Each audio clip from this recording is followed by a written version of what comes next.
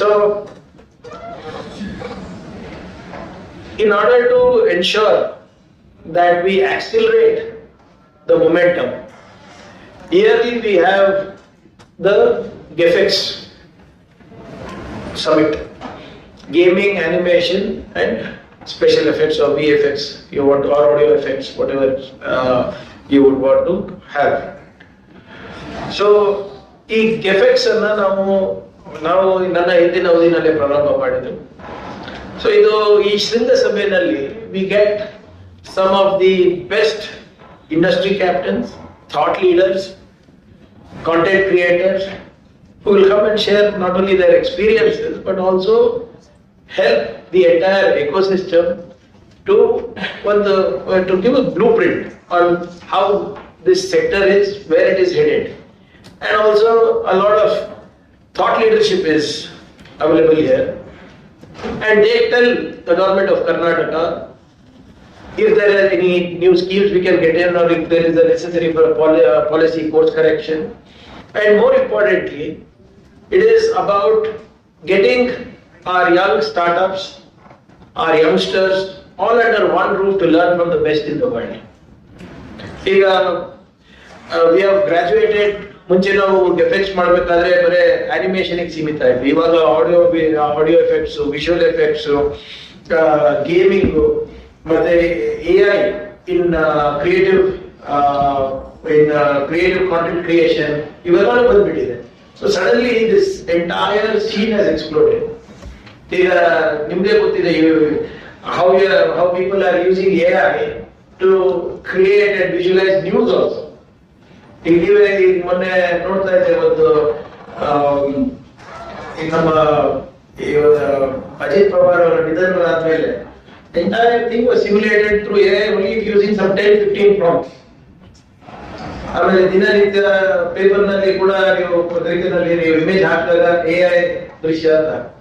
All this is a part of that, but we need to ensure that we scale it up at the global level.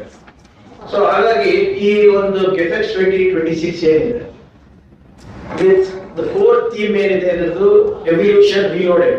ಸ್ವಲ್ಪ heavy ಅನ್ಸುತ್ತೆ, but AI has disrupted it so much that I think we are going to re-evolve, and we have to evolve as an ecosystem. We have to evolve our policy if necessary. We have to evolve skill sets if necessary. And more importantly, we have to evolve business processes if necessary. So, ಇವೆಲ್ಲರೂ ಕೂಡ February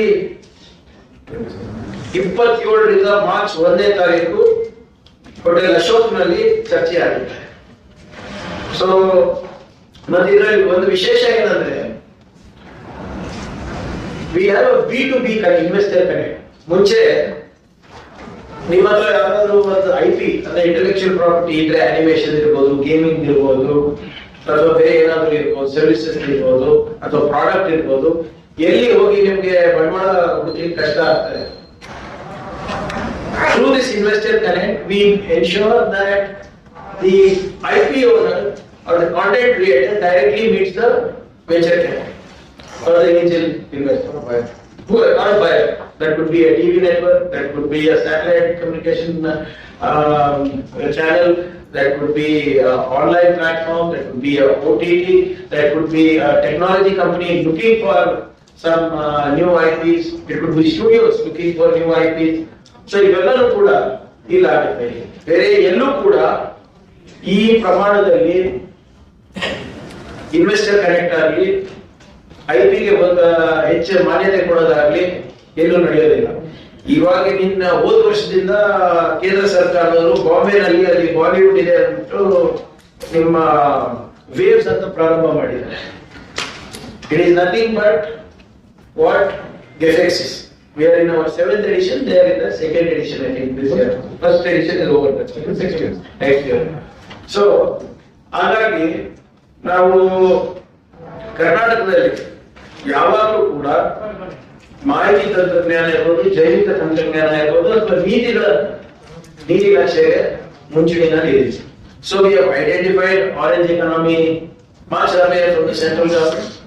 We have already allocated 150 crore rupees in this policy, and through GAPEX 2026, we will be ensuring that we accelerate ourselves in this sector. So ದಯವಿಟ್ಟು ತಾವೆಲ್ಲರೂ February 27ರಿಂದ March 1ನೇ ತಾರೀಕು ತಾವು ಈ ಶೃಂಗಸಭೆಗೆ ಬರಬೇಕು. ಅಲ್ಲಿ ಮೊನ್ನೆ ಯಾವ ರೀತಿ ಬೆಂಗಳೂರು ಟೆಕ್ ಸಮಿಟಿಗೆ ತಾವೆಲ್ಲರೂ ಬಂದು ಪ್ರೋತ್ಸಾಹ ಮಾಡಿ ತಾವು ನೋಡಿದ್ರಿ ಯಾವ ದೊಡ್ಡ ಮಟ್ಟದಲ್ಲಿ ಜನರು ಸೇರ್ತಾ ಇದ್ದಾರೆ, ಯುವಕರು ಸೇರ್ತಾ ಇದ್ದಾರೆ, ಯಾವ ದೊಡ್ಡ ಮಟ್ಟದಲ್ಲಿ ಕರ್ನಾಟಕದಿಂದ ಇವತ್ತು ರಾಷ್ಟ್ರಕ್ಕೆ ಈ ವಲಯದಲ್ಲಿ ಏನು ವೇಗವನ್ನ ನಾವು ಇಡಿಸ್ತಾ ಇದ್ದೀವಿ ನಮ್ಮ ನೀತಿಗಳಿಂದ ಅಂತ ತಾವು ನೋಡಿದ್ದೀವಿ. ಇದಕ್ಕೂ ಕೂಡ ಬಂದು ತಾವು ಪ್ರೋತ್ಸಾಹ ನೀಡಬೇಕು ಅಂತ ನಮ್ಮ ಹತ್ರ ನನ್ನ ಕೇಳ್ಕೊತಾ ಇದ್ದೀನಿ. ಅದು ವಿಶೇಷವಾಗಿ ಈ ಆರೆಂಜ್ ಎಕಾನಮಿ ಅಂತ ಏನು ಒಂದು ಹೊಸ ಟರ್ಮಿನಾಲಜಿ ಇವತ್ತು ಪ್ರಚಾರದಲ್ಲಿದೆ, ಅದು ಏನು, ಹೇಗೆ, ಮತ್ತೆ ಅದ್ರ ಭವಿಷ್ಯ ಏನಂತ ಕೂಡ ತಾವು ಕೂಡ ಬಂದು ತಿಳ್ಕೋಬಹುದು, ನಮಗೂ ಕೂಡ ಸಲಹೆ ನೀಡಬಹುದು ಅಂತ ನಾನು ಹೇಳ್ತಾ, ಇದೇ ಫೆಬ್ರವರಿ 27ರಂದು ನಮ್ಮ ಹೋಟೆಲ್ ಅಶೋಕ್ನಲ್ಲಿ ಈ ಗೇಮಿಂಗ್, ಆನಿಮೇಷನ್ ಮತ್ತೆ ಎಫೆಕ್ಟ್ಸ್, ವಿಜುವಲ್ ಎಫೆಕ್ಟ್ಸ್ ಒಂದು ಶೃಂಗಸಭೆಗೆ ಕ್ಯಾಪ್ಷನ್ ಎವಲ್ಯೂಷನ್ ರೀಲೋಡೆಡ್ ತಾವು ದಯವಿಟ್ಟು ಬರಬೇಕು ಅಂತ ನಮ್ಮಂತ ವಿನಂತಿ ಮಾಡ್ತಾ ಇದ್ದೀನಿ. ಧನ್ಯವಾದ. ಆಮೇಲೆ ದಯವಿಟ್ಟು ಕ್ಷಮಿಸ್ಬೇಕು, ಮುಂಚೆಯಿಂದನೂ ಕೂಡ ನಾವು AVCC ನೀತಿ ಮಾಡೋದ್ರಲ್ಲಿರ್ಬೋದು, ಸೆಂಟರ್ ಆಫ್ ಎಕ್ಸಲೆನ್ಸ್ ಮಾಡೋದಿರ್ಬೋದು, ಅಥವಾ ಈ ಶೃಂಗಸಭೆ ಮಾಡೋದಿರ್ಬೋದು, ಇದಕ್ಕೆ ಅಭಯ್ ಸಂಸ್ಥೆಯಿಂದ ನಮಗೆ ಮುಂಚೆಯಿಂದನೂ ಸಹಕಾರ ನೀಡ್ತಾರೆ. They are hour industry partners for the policy it self. So ಅದಕ್ಕೆ ಸರ್ಕಾರದ ವತಿಯಿಂದ ವೈಯಕ್ತಿಕ ಕೂಡ ಅಭಯ್ ಸಂಸ್ಥೆಗೆ ನಾನು ಧನ್ಯವಾದವನ್ನು ನಾನು ಹೇಳಲಿಕ್ಕೆ ನಾನು ಬಯಸ್ತಾ ಇದ್ದೀನಿ. Thank you.